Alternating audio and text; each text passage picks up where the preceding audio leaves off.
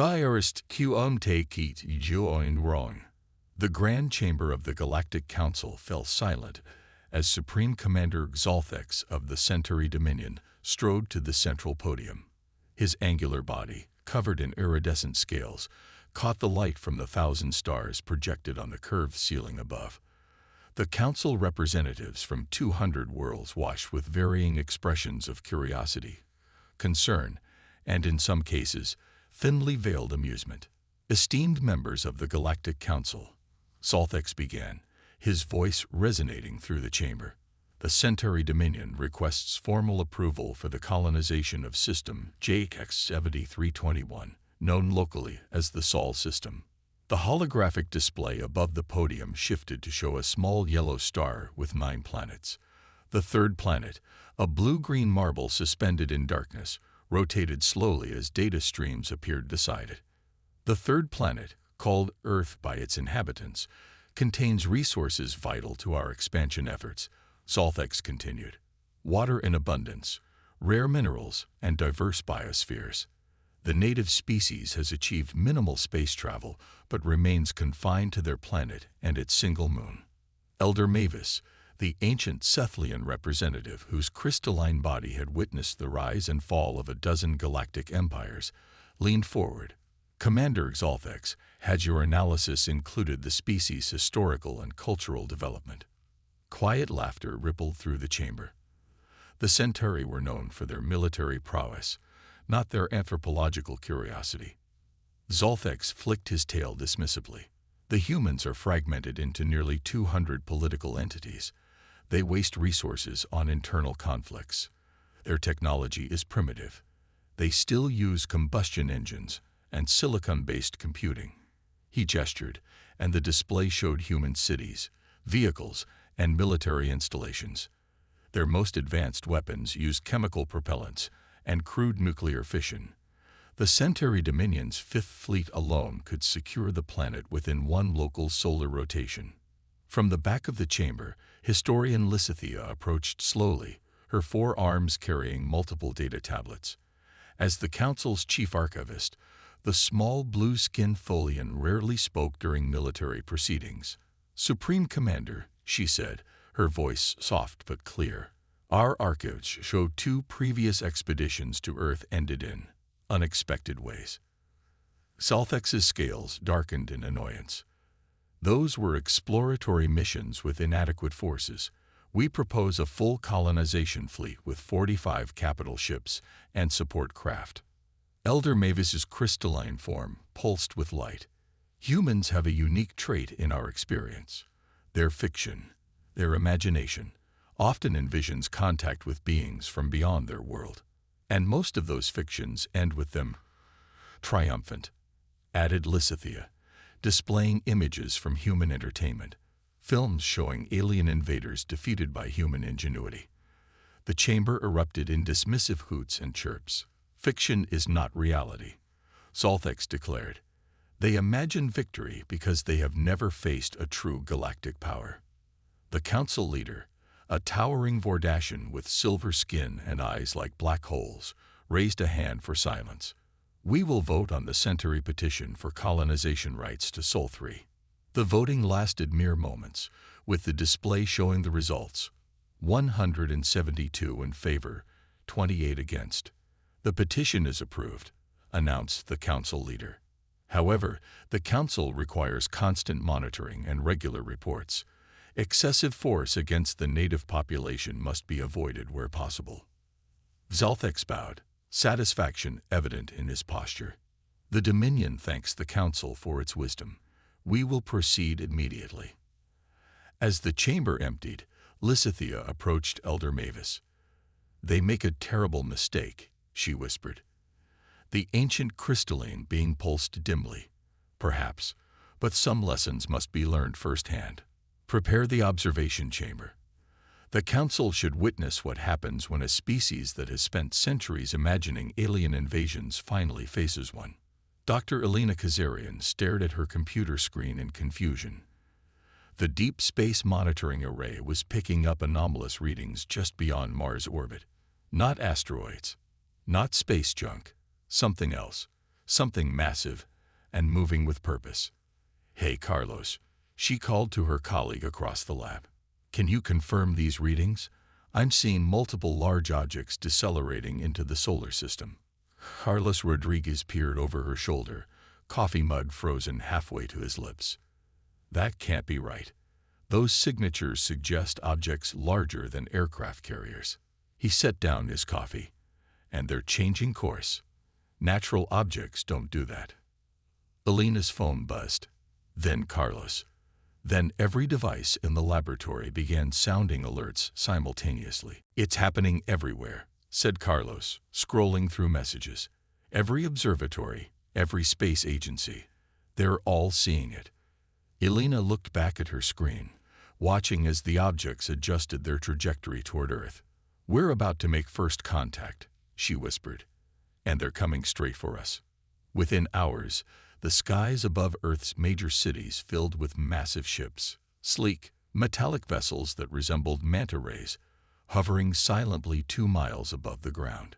Smaller craft deployed from the larger ships, descending toward strategic locations, military bases, government buildings, power plants, and communication centers.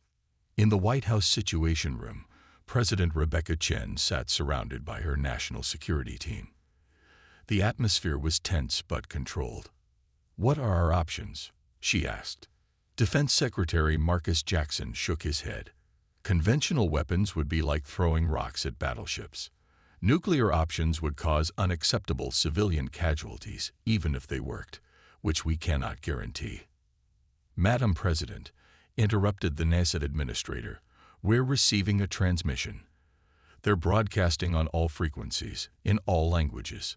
The screens around the room flickered, and a figure appeared, humanoid but clearly alien, with scaled skin and eyes that glowed amber. "People of Earth," the figure began, the voice deep and resonant. "I am Supreme Commander Xalthex of the Centauri Dominion. Your world is now under our protection and control. Resistance is."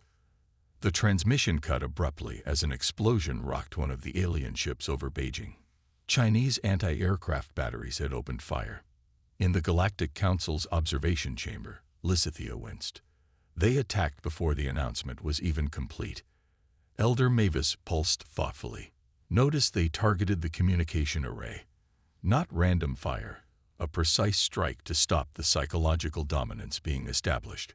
Around Earth, military forces mobilized despite the overwhelming technological disadvantage. But what surprised the Centauri wasn't the military response. It was everything else. In Seoul, hackers launched coordinated attacks against the alien communication systems, causing confusion among their fleet. In Mumbai, engineers quickly analyzed the electromagnetic signals from the alien ships and began developing jamming devices. In Lagos, a chemical plant rapidly repurposed its production line to create smoke that could obscure targeting sensors. Xalthex watched from his command ship with growing irritation. "These humans are not behaving according to invasion protocols," he complained to his second-in-command. "Their military forces are retreating instead of engaging, yet we're facing resistance everywhere." "Sir," reported a communications officer, "our ground forces report ambushes from civilians. They're using improvised weapons and tactics we've never encountered." In London, a group of construction workers had discovered that the Centauri ground troops were sensitive to high-frequency sounds. Soon, every building site in the city was using modified equipment to create debilitating noise barriers. In Rio de Janeiro, citizens had noticed the alien soldiers avoided certain plants that produced pollen. Within hours, these plants were being distributed throughout the city. In the council observation chamber, representatives from dozens of worlds watched with growing concern. "They're adapting too quickly," said Ambassador Dorn of the Pleiadian Alliance. "Look how they're already exploiting weaknesses the Centauri didn't even know they had." Lysithea nodded grimly. "Humans have spent generations imagining this scenario, their entertainment, their literature. They've been mentally preparing for alien invasions for over a century.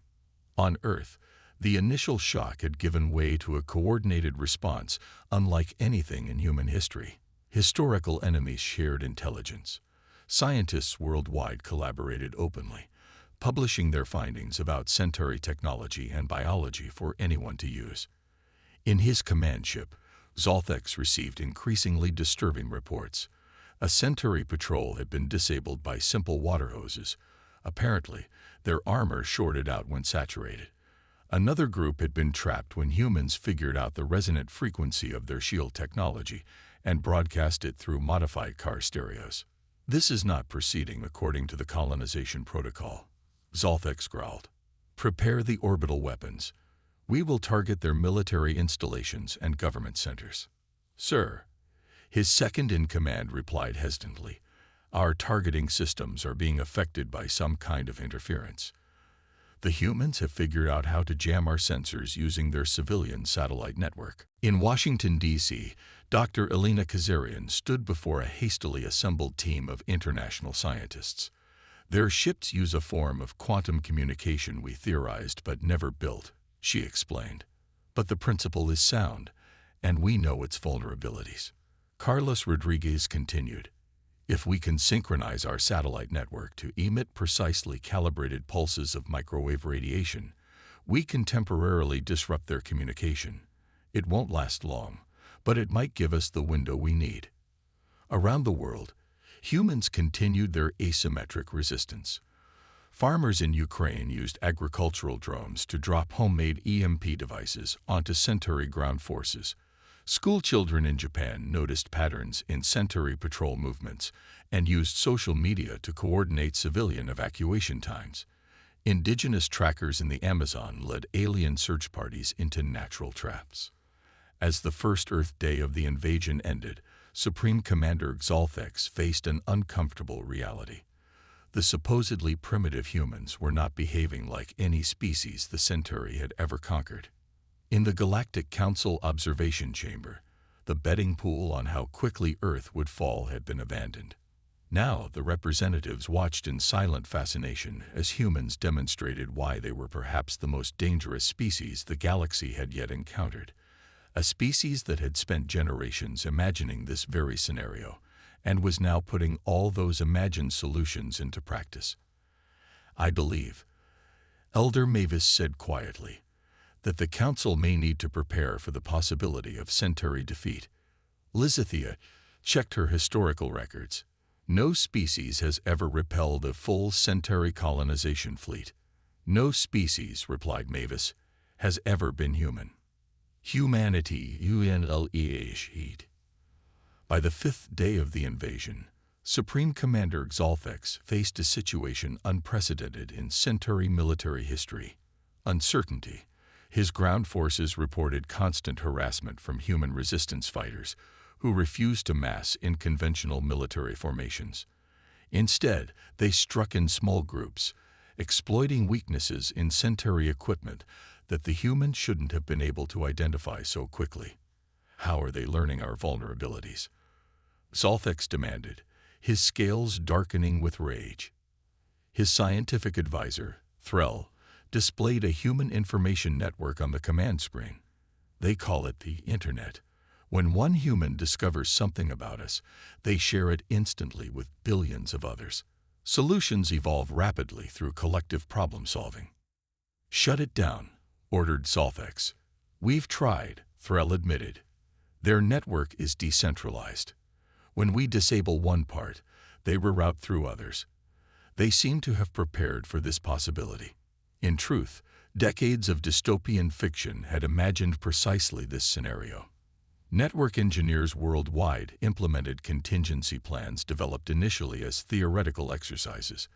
The Internet fractured into thousands of local networks, makeshift connections, and alternative communication methods that the Centauri couldn't track or disable completely. In the Galactic Council observation chamber, more representatives arrived daily, as news of Earth's resistance spread throughout the galaxy.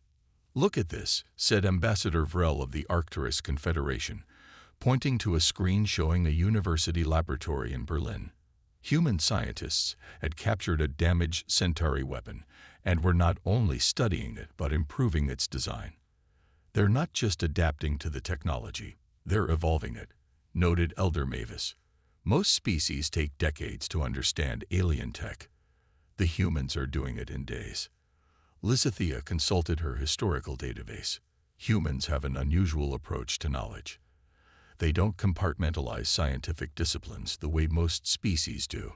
Their physicists work with biologists who collaborate with engineers and computer scientists. The boundaries between their sciences are permeable. On Earth, this cross-disciplinary approach was bearing fruit. At CERN, physicists studying the Centauri shield technology realized it operated on principles similar to theoretical force fields they had been investigating for years. In Tokyo, materials scientists discovered that a compound developed for earthquake-resistant buildings could disable Centauri armor on contact. But the most surprising development came from an unexpected quarter. 3 teenagers in Lagos, Nigeria, part of a robotics club, noticed that Centauri patrol drones followed predictable programming patterns. Within 48 hours, they had developed a simple algorithm that could hijack the drone's navigation systems using modified cell phones. The solution spread globally in hours. Soon, Centauri drones were falling from the sky, or more worryingly, being reprogrammed to serve human purposes. In his command ship, Zolthex received the most disturbing report yet. "The humans have captured one of our scout ships intact," his security chief reported. "They're already adapting the technology." "Impossible," Zolthex said. "Our systems are genetically keyed to Centauri biology." "They're bypassing the genetic locks," came the reply. "They're using unorthodox methods." In a secured facility beneath the Rocky Mountains, Dr. Elena Kazarian led a team examining the captured Centauri vessel. The ship's controls respond to specific bioelectric patterns. She explained to the assembled military leaders, "We can't replicate Centauri biology, but we can simulate the signals." Carlos Rodriguez demonstrated, attaching electrodes to his temples connected to a device that transmitted modified signals to the ship's console. The alien text began to glow in response. "We can't read their language yet," he said, "but we're mapping the command patterns. Give us another 48 hours, and we'll be able to fly this thing." President Chen nodded. "And the weapons systems? Those are actually easier," Elena replied. "They're designed for efficiency, not security. Classic engineering oversight." Around the world, similar breakthroughs were occurring. In Australia, Aboriginal trackers discovered that certain native plants disrupted Centauri sensory equipment. In Russia, programmers created viruses specifically designed to infiltrate Centauri networks. In Brazil, chemical engineers developed a compound that temporarily disabled Centauri neural function, but was harmless to humans. What surprised the watching council representatives most was how quickly humans shared these discoveries. There was no hoarding of advantage, no national secrecy. Humanity had united against the external threat with stunning speed. "They're behaving as a single organism," observed Ambassador Dorn. "Their historical divisions mean nothing now." Lizithia nodded. "In their fiction, this is a common theme. External threats unite them. But most species would never imagine such coordination could actually happen so quickly." By the 10th day, Zolthex faced a critical decision as his forces suffered mounting losses. Human resistance had become organized and effective. Worse, reports indicated the humans were preparing a counteroffensive using modified Centauri technology. "We must escalate," he told his command staff. "Prepare orbital bombardment of their major population centers." "Sir," his second-in-command objected, "that would violate Council protocols on indigenous species preservation." "We no longer have a choice," Zolthex replied. "This ends now." But as the Centauri fleet repositioned for the attack, something unexpected happened. Their ship's systems began failing one by one. Navigation, weapons, life support. On the primary command display, a human face appeared. Dr. Elena Kazarian. "Supreme Commander Zolthex," she said, her voice calm. "Your ships are currently experiencing a cascading systems failure that we discovered in your quantum communication protocol. Don't worry, Life support will remain functional for approximately 6 hours, giving your crews time to evacuate. In the Galactic Council chamber, pandemonium erupted. "They've neutralized the entire fleet," exclaimed Ambassador Vrel, "without destroying it." Elder Mavis's crystalline form pulsed with bright light. Notice their restraint. They could have simply destroyed the ships, but they're offering safe evacuation. The council leader called for emergency intervention. The balance of power in this sector cannot be allowed to shift so dramatically. We must mediate this conflict before the humans acquire more Centauri technology. 3 days later, in a hastily constructed meeting facility in Geneva, representatives of Earth's nations met with the Galactic Council's emergency diplomatic team. The Centauri forces had been confined to a temporary settlement in the Australian outback while negotiations proceeded. "The Council apologizes for the unauthorized colonization attempt," said the Vordacian diplomat. The Centauri exceeded their mandate. President Chen, speaking for the United Earth government, leaned forward. "We are prepared to release the Centauri forces and vessels, provided certain conditions are met." Conditions? The Council representatives exchanged nervous glances. "Earth will join the Galactic Council as a full member, with all rights and protections," Chen stated. "We will have access to educational and technological exchange programs." And she added, her expression firm, "Earth space will be designated as protected territory, with no military vessels from any species allowed within our solar system without explicit permission." The Council representatives conferred quietly before the Vordacian spoke again. "These terms are unusual for a species at your technological level." Dr. Kazarian, sitting beside the president, smiled. "Yet you're considering them, because you've seen what happens when someone underestimates us." In the Council observation chamber, Lizithia and Elder Mavis watched the negotiations unfold. "They've achieved in 2 weeks what most species take centuries to accomplish," Lizithia said. "Council membership, technology exchange, protected status. And they haven't even left their planet yet," Mavis added. "Imagine what they'll do when they reach the stars in force." 6 months later, the first official Earth embassy opened on the Galactic Council's central world. Above its entrance, a simple plaque displayed a message in multiple languages, both human and alien. It read, "Humanity, we've been expecting you." In the Great Library of the Council, historian Lizithia added a new entry to the official records. "Let it be noted that in the history of the Galactic Council, no species has ever prepared so thoroughly for an event before it happened. Through their imagination, humans rehearsed first contact scenarios for generations. When the reality came, they were more ready than the species that had traveled the stars for millennia. A warning is hereby issued to all spacefaring civilizations. Should you choose to invade Earth, know that humans have already defeated you countless times in their minds. Reality will merely be the final confirmation." The Centauri Dominion, once among the most feared military powers in the galaxy, submitted a formal request to establish peaceful trade relations with Earth. Commander Xalthex, relieved of his position, became an unexpected cultural celebrity among his people, known forever as the leader who answered the question no Centauri had thought to ask. What happens when you invade a world that has been waiting for you? The answer changed the galaxy forever.